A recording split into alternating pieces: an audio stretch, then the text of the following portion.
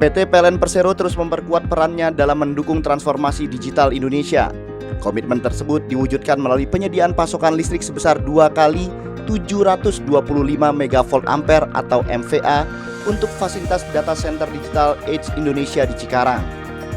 Dukungan ini diumumkan bersamaan dengan seremoni topping off fasilitas data center CGK1 yang saat ini disebut sebagai pusat data dengan kapasitas daya terbesar di Indonesia.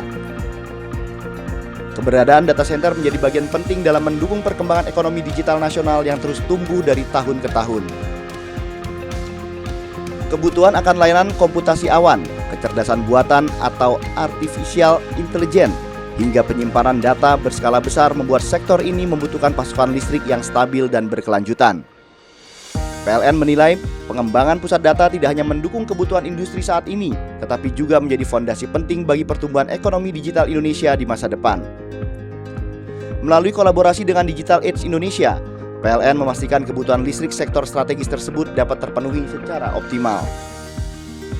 Pasokan listrik yang andal menjadi faktor utama dalam menjaga operasional pusat data yang harus beroperasi selama 24 jam tanpa henti. PLN berharap dukungan terhadap industri data center dapat memperkuat daya saing Indonesia sebagai salah satu pusat ekonomi digital terbesar di kawasan Asia Tenggara. Selain mendukung investasi, pengembangan infrastruktur digital juga diharapkan mampu mendorong pertumbuhan ekonomi nasional berbasis teknologi.